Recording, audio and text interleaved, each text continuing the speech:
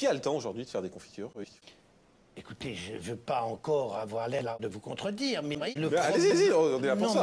Attendez, le problème de la merde, c'est un bœuf fraise. Le temps, pourquoi faire? Que si vous ne faites pas de confiture, vous faites quoi à la place? Sale, à part chier. Un gamin de 2 ans, on voit pas ce qu'on peut faire entre nous ou nous.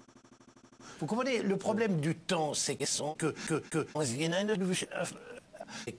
gamin de 15 ans qui chie dans la mer.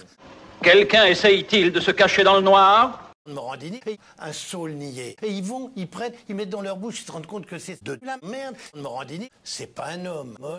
Il fait un gros plan. Quand il est en train de tirer son énorme râteau, vous pouvez pas savoir le miracle que c'est de voir un énorme râteau de Morandini. Un bœuf de 2 ans, c'est pas Morandini, c'est de la merde. On nie que la notion de temps. Or, moi, je pense très sincèrement que c'est bien plus utile d'être un con. Le samedi, on peut cuisiner en avant. On prend son capot marché, on emmène les enfants.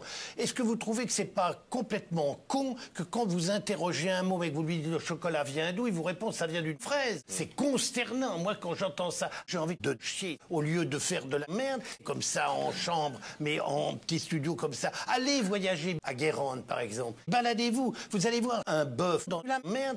La situation des mômes est consternante. Ils ne savent plus rien, on n'apprend plus rien. À Guérande, par exemple. Moi, quand j'entends un môme qui me dit ça vient d'une tablette, le chocolat, je vous jure, j'ai envie de chialer. Ça me désespère de penser ça. Et c'est la faute à qui, ça? D'abord, il y a un problème à l'éducation nationale où, évidemment, on a cessé complètement d'apprendre ces choses-là. Avant, moi quand j'étais... vous allez me dire, vous évidemment, vieux con, 70 balais, et à l'école, oui, mais à l'école, moi de mon temps, on apprenait l'histoire, la géographie, on apprenait les sciences, tout ça à partir d'une fraise. Alors, justement, vous dites à l'école on apprenait, malheureusement ça se fait plus à l'école. Aujourd'hui les enfants regardent merde. Et l'info ça passe par la fraise. Bon, alors est-ce que vous aimeriez, je pense à ça parce que vous animez une émission qui marche très bien sur France Inter qui s'appelle Ça se bouffe pas, ça se bouffe depuis des années.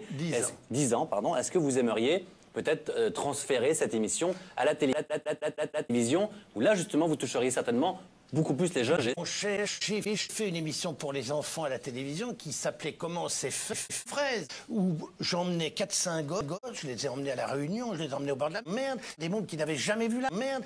Vous comprenez, le problème, c'est qu'il y a des mômes qui n'ont jamais vu la merde. Nous sommes des privilégiés, pensons à des gens qui n'ont rien, qui ne savent pas ce que c'est, qui ne voyagent pas, qui sortent d'une école où ils se font chier, ils s'emmerdent, et ils vont dans une colonie de vacances où ils sont avec Morandini, cons qui leur apprennent rien. C'est ça qui est terrible. Alors que moi, je les emmenais balader.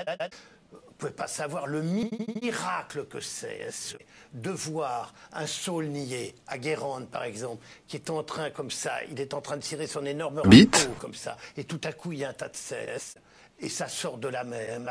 Les mômes qui regardent ça, quand vous avez un gros plan sur ces gamins, des filles qui sont en train de tirer son énorme râteau, des garçons qui sont émerveillés, c'est un miracle pour eux. Les filles vont, ils prennent, ils mettent dans leur bouche, ils se rendent compte que c'est salé, ça vient de son énorme râteau. Et là, vous leur expliquez le vent, le son, la chaleur, c'est boule.